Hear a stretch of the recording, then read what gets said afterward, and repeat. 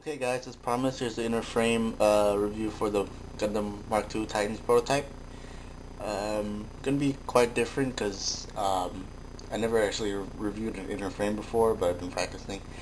So I'm gonna go through step by step each part of the frame, and yeah, at the end of this I actually have something to say. So yeah, let's get on with it. Okay, first of all we're gonna talk about the torso. Um, The detail on the torso is really nice. I see this little spine mechanism here, this mechanic here, which I think in the Gundam Mark II is actually a moving part. I wish it was a moving part in this one, but that's just being nitpicky. Um, Points of articulation, pretty good. You have well, when it's complete, you'll have a double jointed neck. There's a ball joint on the bottom of the neck where it's attached into the torso, so you can get that amount of movement. Plus, when you have the head on it, you have this ball joint, so you can have a good amount of head and neck movement for the head. The cockpit, though, is something that I don't favor too much. It's probably not the best cockpit mechanism. Um, it's just simply this black part here will kind of automatically push forward and up, no farther, and then this red part here will just latch downward, but it doesn't even open that much. Don't know if it'll show up on camera, but the pilot is in there. It's the same purple color as the Gundam, but yeah, it's not my favorite cockpit mechanism, but oh well, it's there. There's also a ball joint here on the waist, so that's the same amount of articulation you're going to get with it, and without the armors on. And then there's also a 360 rotation aside from the ball joint there, so that's cool. Next I'm going to talk about the arms. The articulation in the arms is pretty neat. You already saw he was able to flick you guys off, but that's because well, I'll talk about that when I get to the hands, but here's the arms. They can go about that far. Straight angle.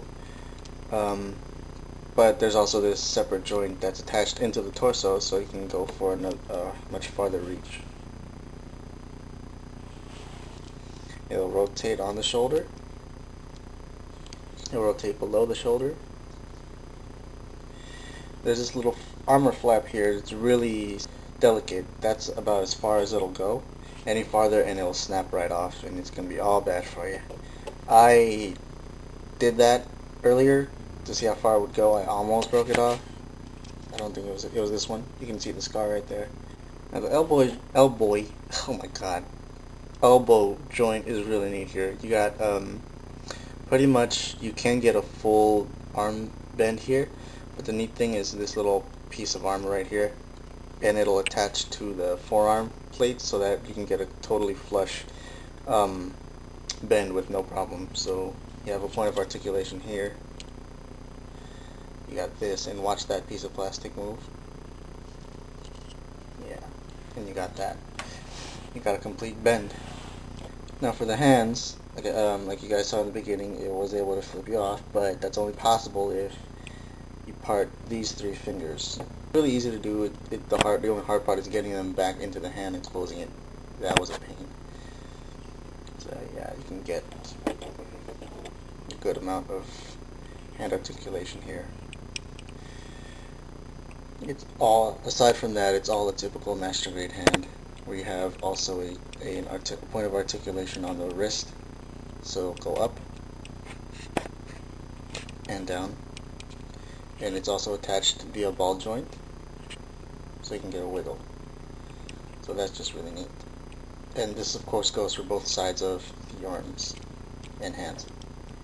Next up is the hips. I can tell you now that the back skirts will be able to move, or I actually don't know. I don't remember.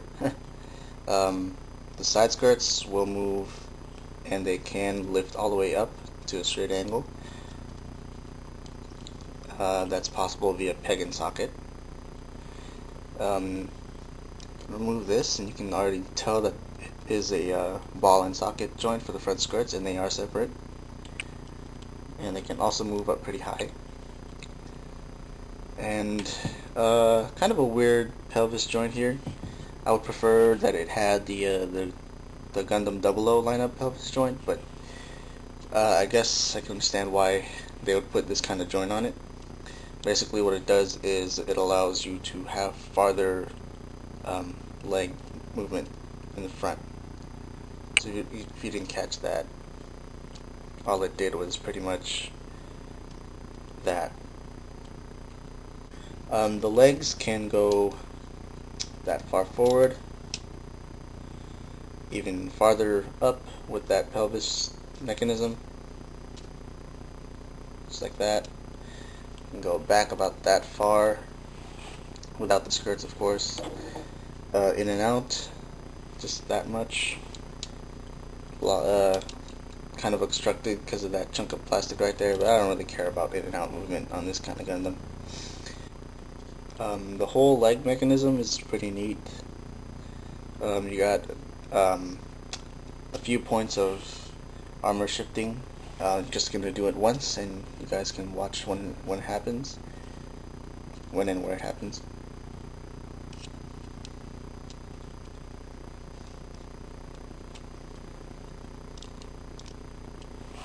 Yeah, that's the extent of that. The really neat thing about these legs, and it's not just the legs, but a majority of them were applied onto the legs, are these mesh cloth pipings that were included with the kit. Pretty much you cut them to size and follow the instructions of course, and you'll get this. You can easily replace these for other things, and you can find them all at Hobby Link Japan. Now the foot has good range of movement. Not very flexible like high grade 00, but come on now. Silver plated pistons here, really nice. Ankle armor will move up and down. The feet actually have a lot of movement. You can have that much side to side, but whatever. Feet can close all the way. And what I love about master grades that do this, feet up. So you can try to get this guy to kneel. So yeah, that's it for the inner frame. I hope you guys will be able to watch this in high quality, because you'll be able to see all the details on the inner frame and everything. But yep, that's about it. I'll be back with the Keroro review, going to be reviewed by Hoam Lee. And then soon after that, hopefully I'll get the armor plates on and I'll review the whole kit itself, including accessories and all this other stuff. Yep. I know I had said that I had something to talk about later on, but I guess I'll save that for an update in between. Yeah, late.